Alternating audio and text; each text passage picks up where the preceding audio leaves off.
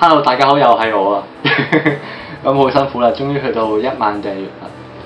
咁其實咧，我都好多謝大家一路對我嘅支持先，因為我明知自己啲片咧有好多不足之處喎，即係例如可能話講嘢唔夠流利、唔夠大聲，其實好多方面都唔得嘅。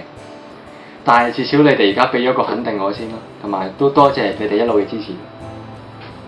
咁嚟緊咧，其實我都希望可以試下拍啲微電影，不過仲要時間先嘅，因為我都希望可以學多啲呢方面拍片嗰啲技術，同埋改善下自己點樣進步啦。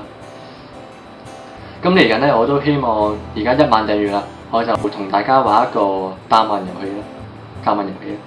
咁就到時我會玩一個形式，就係類似我個側邊有個計時嘅。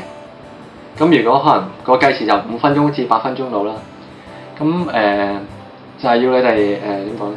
死啦，慣咗撥頭髮啲小動作嚟嘅。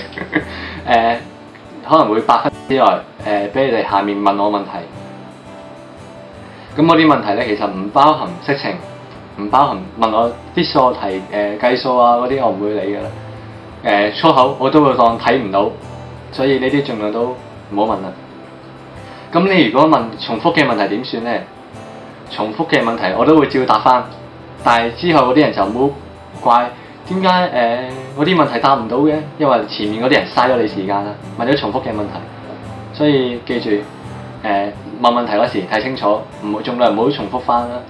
即係例如你問我全名嗰啲，你唔好10幾個都問啦呢啲。到時我都會重複答翻10次㗎。暫時我都多謝大家一路支持先，都係講翻呢句。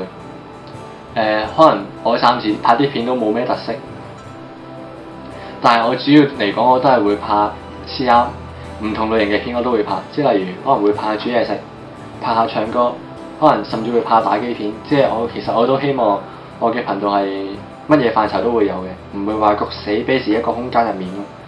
即係至少我希望我中意得個多方面嘅嘗試咯。咁希望大家都一路會中意睇啦，甚至一路繼續支持我啦。咁好長氣喎，發我自己。今日唔講咁多啦，多謝大家支持，拜拜。